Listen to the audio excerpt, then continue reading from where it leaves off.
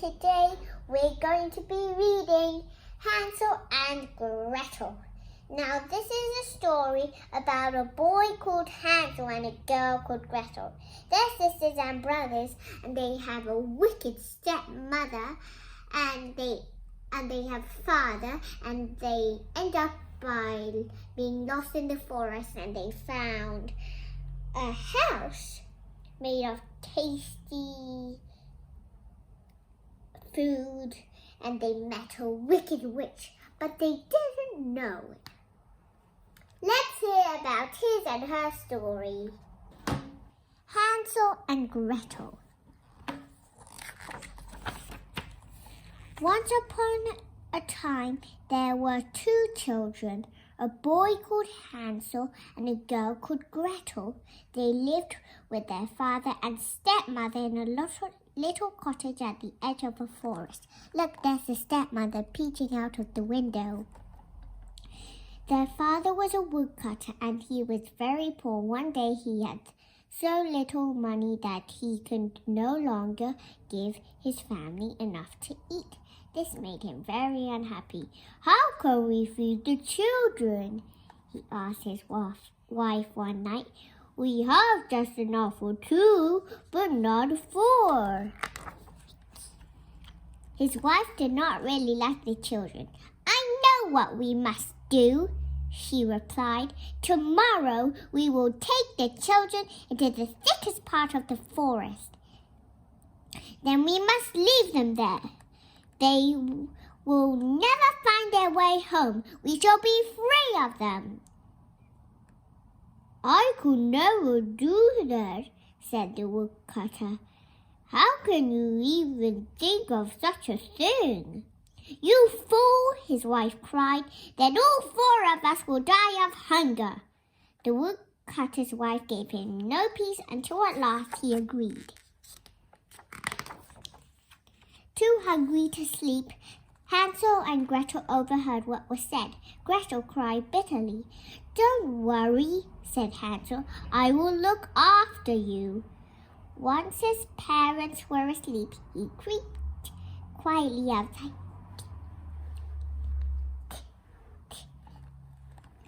White pebbles lay around like silver coins in the moonlight. He filled his pockets with them and went back to bed. Early next morning, the woodcutter's wife wakened the two children. "We are going into the forest to chop wood," she told them. As they walked along, Hansel kept glancing back at the cottage. "Hansel, why are you lagging behind?" asked his father. "My white cat is on the roof, father," said Hansel. "I am trying to say goodbye." "It's the sun shining on the white chimney, you silly boy," said his stepmother. But Hansel wasn't really looking at a cat. Each time he stopped, he dropped a pebble from his pocket onto the path. See, he's dropped the pebbles that he collected during the night. So if we go back, here you see he's collecting the pebbles. When they came to the middle of the forest, the woodcutter said, "I will make a fire so you won't be cold." "We are going to chop wood," the stepmother said. "We will come for you when we are ready."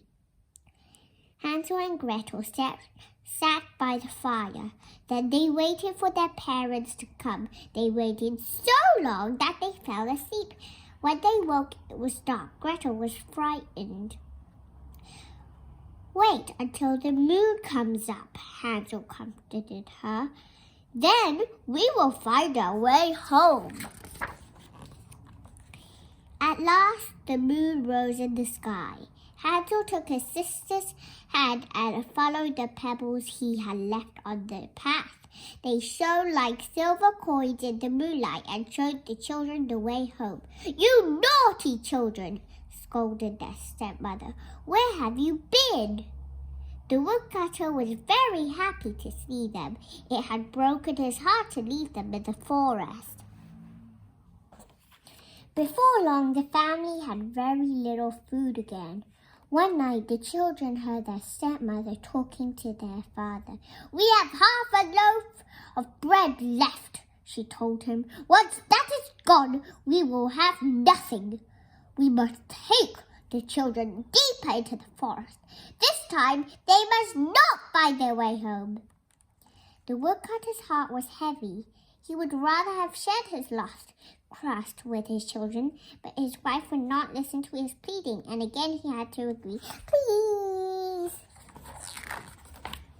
As soon as the woodcutter and his wife were asleep, Hansel got up to fill his pockets with pebbles as before. But his stepmother had locked the door. Sadly, he went back to bed. "Don't cry, Gretel," he said bravely. "All be well, you'll see." Early next morning, the stepmother, wakened the children. Before they left for the forest, she gave them each a very small piece of bread. As they walked through the trees, Hansel lagged behind and stopped every now and then. "Oh, look, did you recognize that Hansel's bread is bigger than Gretel's bread? I think it's because Hansel is bigger than Gretel." "Hansel, why do you keep stopping?" his father asked. "I'm looking back at my little dove," Hansel replied. "He's nodding goodbye to me." "That isn't a dove, you foolish boy," said the stepmother. "It's the sun shining on the chimney." But Hansel wasn't looking at the dove. Each time he stopped, he dropped a crumb of bread onto the path. The woodcutter's wife led the children to a part of the forest they didn't know. "Stay here," she told them.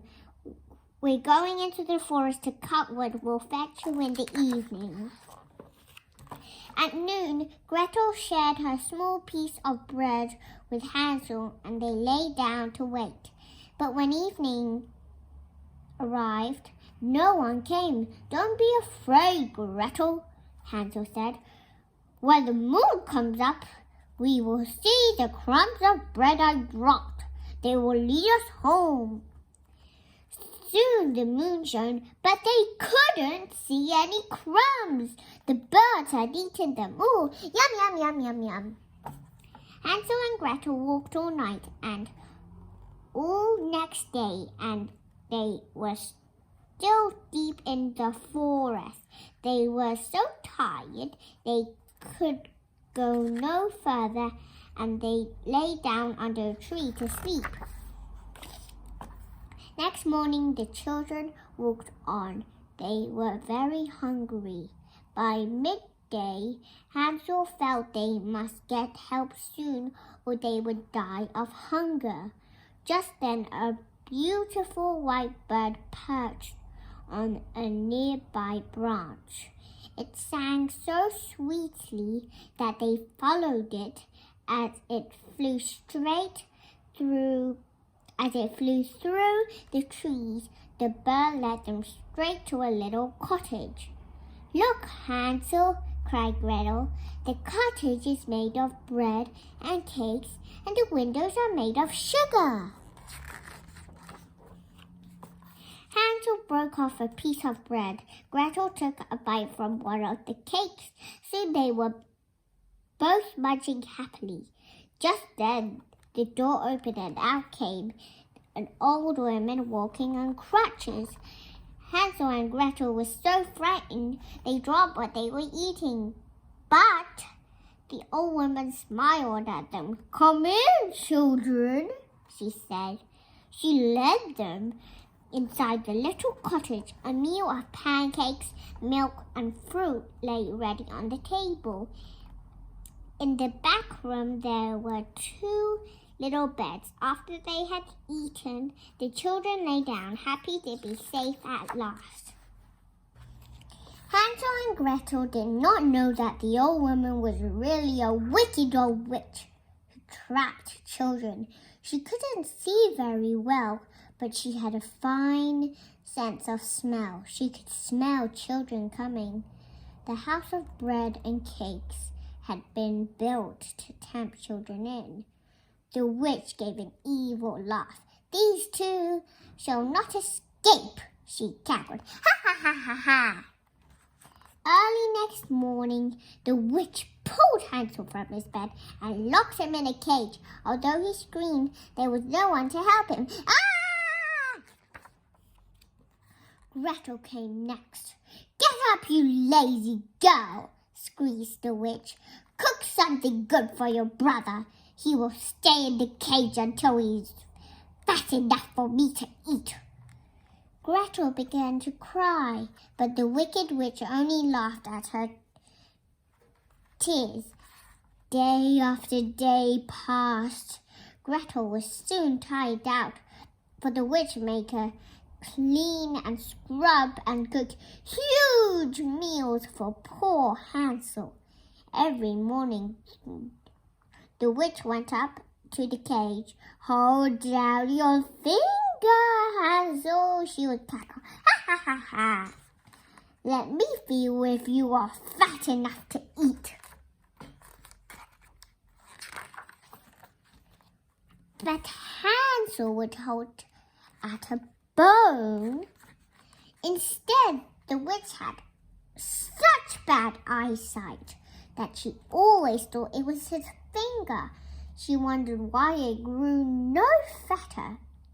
4 weeks passed. Because of Hansel's clever trick, the witch thought he was still very thin. Soon, she lost her patience. "Fetch some water, Gretel," she shrieked angrily. "This morning I will kill Hansel and cook him." The tears ran down Gretel's face. "First of all, we'll bake some bread," the old witch said, with a sly look at Gretel. "I have already made the dough and heated the oven."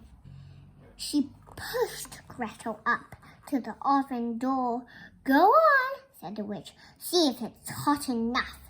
Then we'll put the bread in."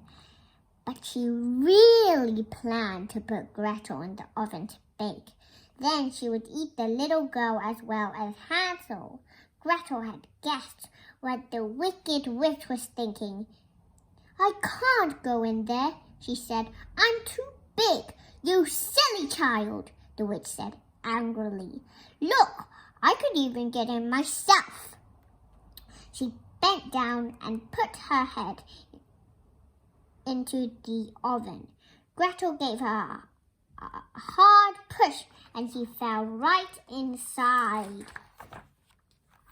Shutting the iron door, Gretel bolted it. The witch couldn't get out.